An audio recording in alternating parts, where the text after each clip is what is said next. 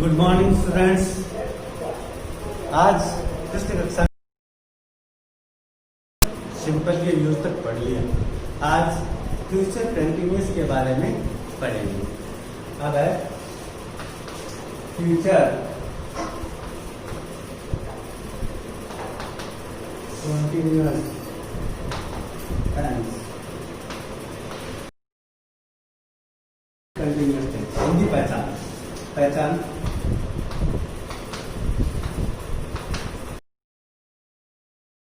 हिंदी वाक्यों के अंत में रहा होगा।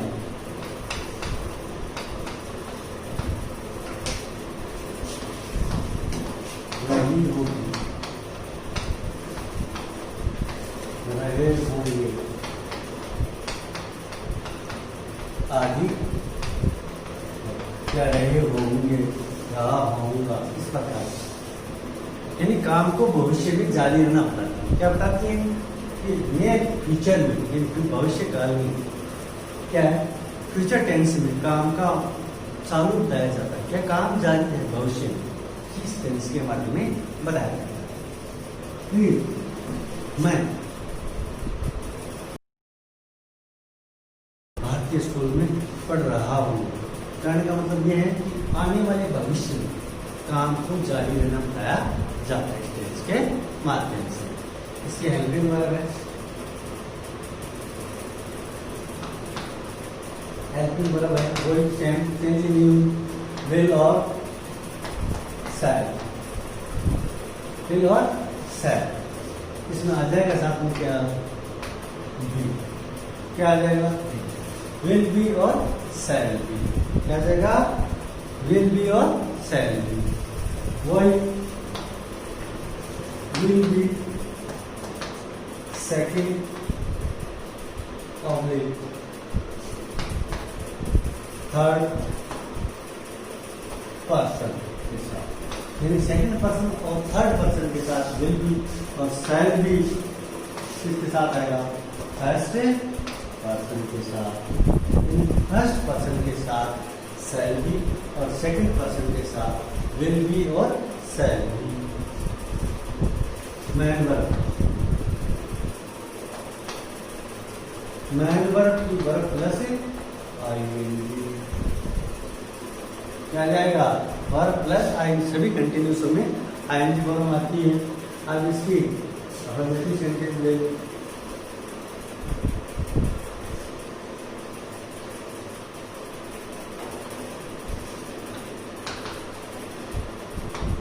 अफर्मेटिव सेंटेंस,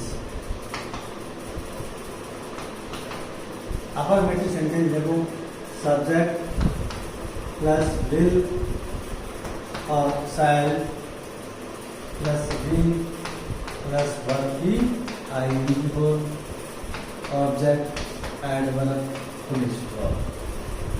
मेन चीज क्या है, विल और शैल बी, ये जाना।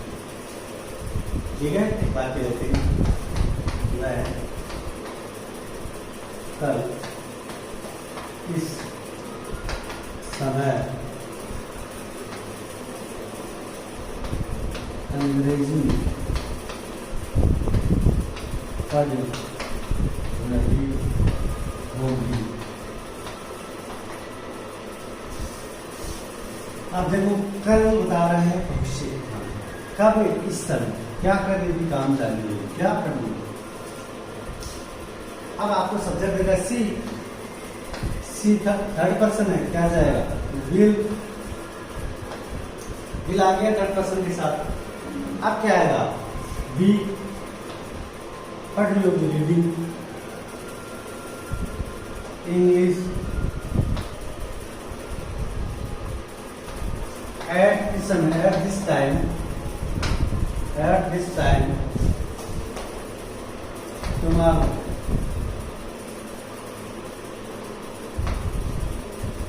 आप परीक्षा में पूछते दिए पूछते हैं और ये पहचान होगी, eight this time, at this moment plus future time. तो दोनों साथ में चल रहे हैं, यूज भी साथ चल रहा है। या आखिर में क्या देखोगे, कंटिन्यूस को बताने वाली एडवर्ब ये है, और इसमें क्या है, फ्यूचर एंड फ्यूचर कंटिन्यूस। समझ में आया कि सब्जेक्ट आ जाएगा, सब्जेक्ट के साथ विद और with shall be plus man verb की आईएनजी फॉर्म, और क्या बाकी ऑब्जेक्ट एडवर्ब प्रोड्यूसर के आते रहते हैं। नेक्स्ट वाक्य, मैं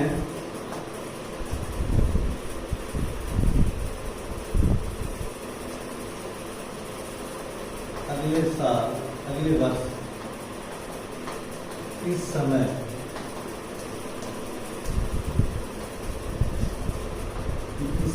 शिखर में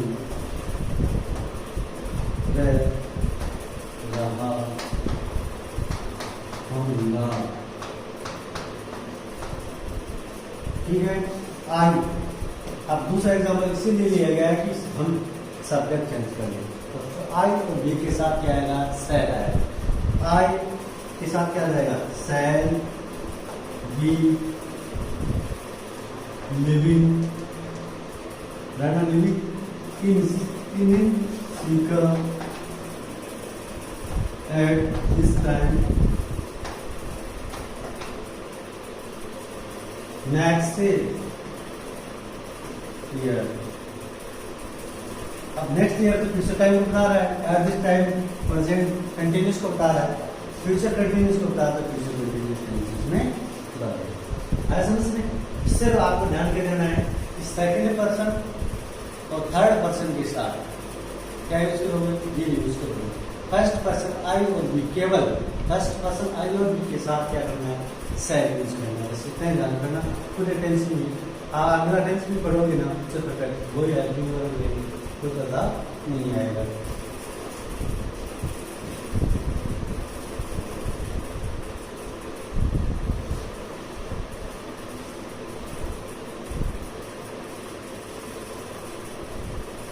नेगेटिव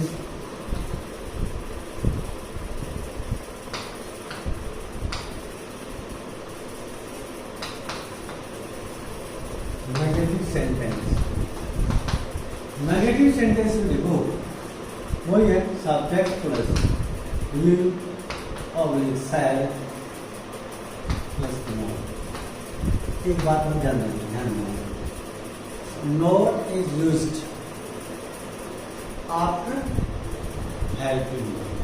अब इसमें दो हेल्पिंग है, भी साथ में, तो पहले एलिमेंट के बाद में ही आ जाएगा। ये नंबर 3 किसका होता है, हमेशा नोट का होता है। नेगेटिव सेंटेंस में 3 नंबर किसका होता है, नोट का। एक नंबर सब्जेक्ट का, दूसरा हेल्पिंग वर्ब का पार्ट है। सेकंड नंबर, थर्ड नंबर किसका, नोट का। अब एडिशनल हेल्पिंग वर्ब है वो नोट के बाद आएगी, प्लस बी प्लस वर्ब की ING form, object adverb, full stop. जैसे हमने एक वाक्य सीधा कर रहा हूँ, वो किया था, she will not be reading English at this time next Monday. समझे, तो नोट का लगाना, नोट आ गया तो स्थान पर subject will not be main verb object adverb, दो एडवर्ब। ये फ्यूचर को बता, फ्यूचर टाइम को बताने वाले ये करेंगे, फ्यूचर कंटिन्यूअस टेंस। आ गया समझ में। अब इंट्रोगेटिव ले लो,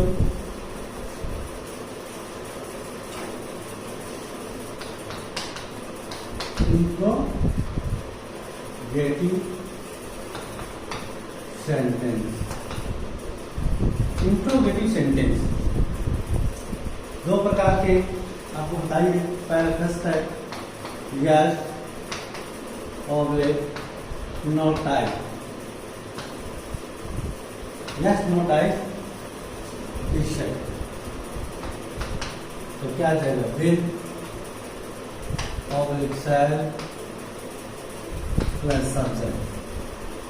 सिर्फ पहला पार्ट हेल्पिंग वर्ब का और सब्जेक्ट स्टार्ट करेंगे, बाद में आएगा ही, बाद में वर्ब के आएंगे फॉर्म, फिर ऑब्जेक्ट वर्ड एडवर्ब यूज करो।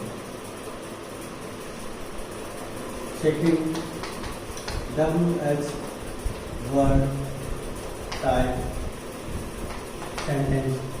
देखो WH वर्ड नाम से WH वर्ड सबसे शुरू में आ जाएगा, प्लस विल, अब कोई परिवर्तन नहीं है, same to same, will only shall plus subject plus be plus verb की आईएनजी फॉर्म, ऑब्जेक्ट और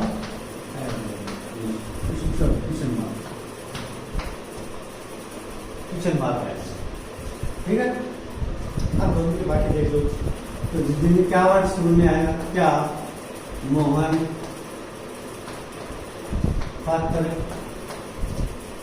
लिख रहा होगा, मैंने एडवर्ब नहीं को दी, ठीक है।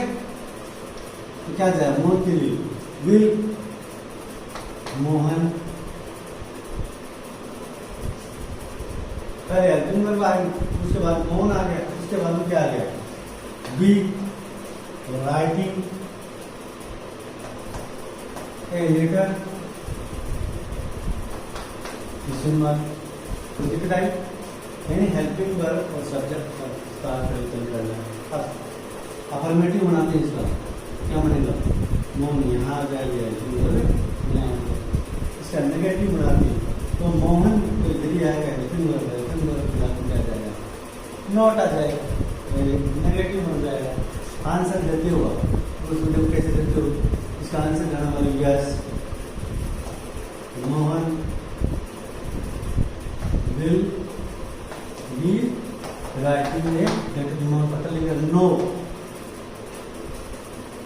मोहन विल नॉट बी, ठीक है, नॉट भी राइटिंग है लेटर, इस प्रकार नेगेटिव आंसर भी दे सकते हो। अब WH वर्ड का लेते हैं एग्जाम्पल,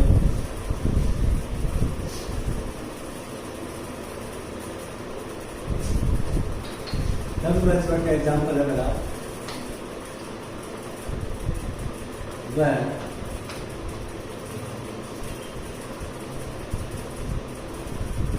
कल इस समय, इसको क्यों आ रहा होगा, क्यों वर्ड है, WH वर्ड क्या है, क्यों, तो वाई आ गया, उसके बाद में वह तो क्या आएगा, will be coming to school at this time tomorrow, या टुमारो एट दिस टाइम, इसको ऐसे टाइम ऐड कर दोनों आगे पीछे लिख सकते हैं। अगला एग्जाम्पल,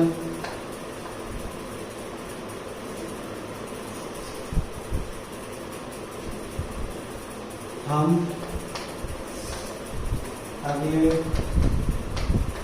वर्ष इस समय कहाँ रह रहे होंगे, देखो ये तो टाइम बता रही,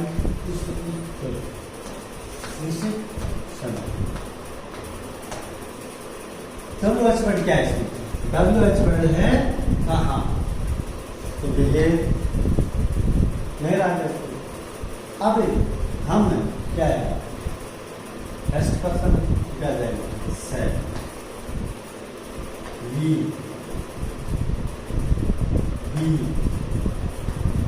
living